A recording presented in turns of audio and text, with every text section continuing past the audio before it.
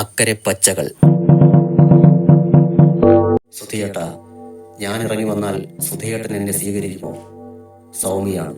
പ്രതീക്ഷയോടെ അവൾ എന്നെ നോക്കി നിന്നു. ഞാൻ മറുപടി പറഞ്ഞില്ല. എൻ്റെ മനസ്സ് വളരെ പെട്ടെന്ന് ഭൂതകാലത്തിലേക്ക് ഓടിപ്പോയി. ക്യാമ്പസ്, ആഘോഷത്തിൻ്റെയും ആവേശത്തിൻ്റെയും കൊടുമുടികളേറിയ കാലഘട്ടം. കവിതയും ലഹരിയും വിപ്ലവവും സിരകളെ ത്രസിപ്പിച്ചിരുന്ന നാളുകൾ. രാത്രി തുടങ്ങിയ മഴ കലിയടങ്ങാതെ പെയ്തുകൊണ്ടിരുന്ന കർക്കിടക മാസത്തിലെ ഒരു പ്രഭാതത്തിൽ നവാഗതരെ സ്വീകരിക്കാൻ കോളേജ് ഗേറ്റിന് മുന്നിൽ നിൽക്കുകയായിരുന്നു ഞാനും സംഘവും. അപ്പോൾ മഴനൂലുകൾക്കിടയിലൂടെ അവൾ നടന്നു വന്നു. മഴയിലൂടെ പാറി വന്ന അവളുടെ ഒരു നോട്ടം എൻ്റെ ഹൃദയത്തിലാണ് കൊണ്ടത്. പ്രണയം ഒരു വില കുറഞ്ഞ ഏർപ്പാടാണ് എന്ന് പറഞ്ഞ് ബുദ്ധിജീവി കളിച്ച് നടക്കുകയായിരുന്നു ഞാനതുവരെ. പക്ഷേ അവളെ കണ്ടപ്പോൾ അവാച്യമായ എന്തോ ഒരു അനുഭൂതി മനസ്സിലേക്ക് പടർന്നു കയറുകയായിരുന്നു. എത്ര പ്രതിരോധിച്ചാലും എത്ര യുദ്ധം ചെയ്താലും അന്തിമ വിജയം പ്രണയത്തിനായിരിക്കും എന്ന് ഞാൻ മനസ്സിലാക്കിയ നിമിഷങ്ങളായിരുന്നു അത്. അവൾ പോയിട്ടും മനസ്സിൽ വീണ നിലാവ് മായുന്നില്ല.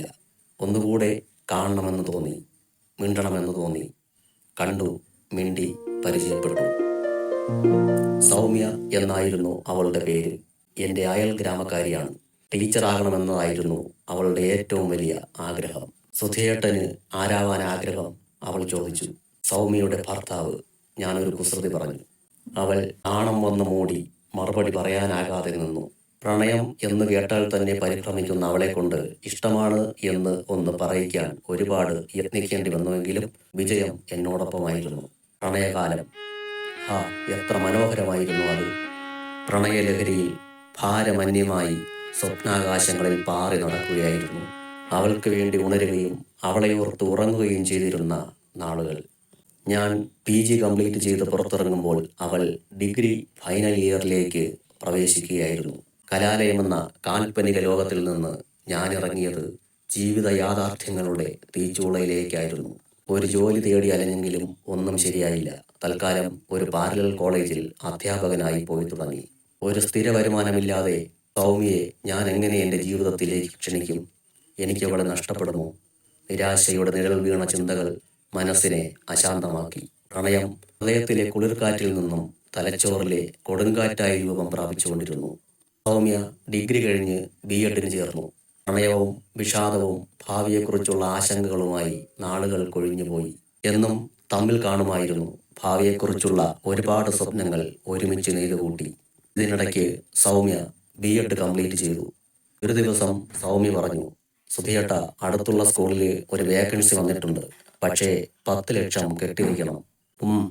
ഞാൻ മോളി. സുധിയേട്ടൻ്റെ കയ്യിലുണ്ടോ? എൻ്റെ കയ്യിൽ എവിടുന്ന? നിനക്കറിയാമല്ലോ എൻ്റെ അവസ്ഥ. അവളുടെ മുഖത്ത് നിരാശ പടർന്നു. ആ ജോലി അതിൻ്റെ ഒരു സ്വപ്നമായിരുന്നു. ഞാൻ നിസ്സഹായനായിരുന്നു. 10 ലക്ഷം എത്ര വലിയ തുകയാണത്! പിന്നെ കുറേ ദിവസം സൗമ്യയെ കാണാൻ കഴിഞ്ഞില്ല. വിളിച്ചിട്ടും കിട്ടിയില്ല.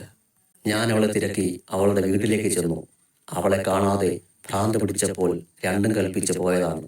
എന്നെ കണ്ടപ്പോൾ വലിയ സന്തോഷമൊന്നും അവളുടെ മുഖത്ത് കണ്ടില്ല. നീ എന്താ വിളിച്ചിട്ടെടുക്കാത്തത്? ഞാൻ ചോദിച്ചു. അച്ഛൻ പറഞ്ഞു ഫോൺ എടുക്കണ്ടെന്ന്. അവൾ പറഞ്ഞു. അതെന്താ? സുധിയേട്ടനോട് ഒന്നും വിളിക്കാൻ എനിക്ക് പറ്റില്ല. എൻ്റെ മുഖത്ത് നോക്കാതെ അവൾ പറഞ്ഞു തുടങ്ങി. എനിക്ക് നല്ലൊരു ആലോചന വന്നിട്ടുണ്ട്. അത്യാവശ്യം കാശുള്ള കൂട്ടരാ. അവരുടെ നാട്ടിലുള്ള സ്കൂളിൽ എനിക്ക് ജോലി വാങ്ങിത്തരാമെന്ന് ഏറ്റിട്ടുണ്ട്. സുധിയേട്ടനറിയാമല്ലോ, അധ്യാപികയാവൂ എന്നത് എൻ്റെ ഏറ്റവും വലിയ സ്വപ്നമാണ്. മനസ്സിലെ പ്രതീക്ഷകളും സ്വപ്നങ്ങളും കൺമുന്നിൽ തകർന്നു വീഴുന്നത് കണ്ട് മിണ്ടാനാവാതെ ഞാനിരുന്നു. ആ ജോലി വാങ്ങിത്തരാൻ സുധിയേട്ടന് പറ്റുമോ? എങ്കിൽ ഞാൻ അച്ഛനോട് പറയാം. അതിന് മറുപടി പറയാതെ ഇറങ്ങി നടന്നു. പിന്നിൽ നിന്നും ആരും വിളിച്ചില്ല. പിന്നെ കണ്ടിട്ടുമില്ല. കല്യാണം കഴിഞ്ഞെന്നും ഏതോ സ്കൂളിൽ അധ്യാപികയായി ജോലിയിൽ പ്രവേശിച്ചു എന്നുമൊക്കെ അറിഞ്ഞു. പ്രാരാബ്ദങ്ങളോട് മല്ലിട്ട് ജീവിതം നിർമ്മിച്ചെടുക്കുന്ന തിരക്കിനിടയിൽ പഴയതെല്ലാം മനഃപൂർവ്വം മറന്നു. അവളെൻ്റെ ഹൃദയത്തിൽ ആഴത്തിൽ വെട്ടിയ മുറിവ് കാലം ഉണക്കിയെടുത്തെങ്കിലും മനസ്സ് ആർദ്രമാകുന്ന വേളകളിൽ അത് അസഹ്യമായ വേദന ഉണർത്തിയിരുന്നു. വർഷങ്ങൾക്ക് ശേഷം ഇന്നാണ് സൗമ്യയെ വീണ്ടും കണ്ടത്. എന്നെ കണ്ടയുടനെ ഓടി വരികയായിരുന്നു. പഴയ സൗമ്യയെപ്പോലെ വാതോരാതെ കാര്യങ്ങൾ പറഞ്ഞു. സൗമ്യയുടെ ഭർത്താവ് മുഴുക്കുടിയനാണ് പോലും. അതുകൂടാതെ പരസ്ത്രീ ബന്ധവും ഉണ്ടെന്ന്. അധ്യാപികയുടെ ജോലി ഓഫർ ചെയ്ത് അവളെ വിലക്കെടുക്കുകയായിരുന്നു അത്രേ ഭർത്തൃ വീട്ടുകാർ. ഒരുപാട് സഹിച്ചു. ഇനി അയാളോടൊപ്പം ജീവിക്കാൻ വയ്യ പോലും. സുധയേട്ടൻ ഒന്നും പറഞ്ഞില്ല. അവളുടെ വാക്കുകൾ എന്നെ ചിന്തകളിൽ നിന്ന് ഉണർത്തി.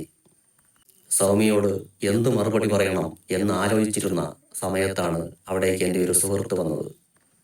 വന്നപാടെ അവൻ ചോദിച്ചു, നീ ഒരു ഫോൺ വാങ്ങുന്ന കാര്യം പറഞ്ഞല്ലോ, ഒരു സെക്കൻഡ് ഹാൻഡ് സെറ്റ് ഒത്തു വന്നിട്ടുണ്ട്, നോക്കുന്നോ?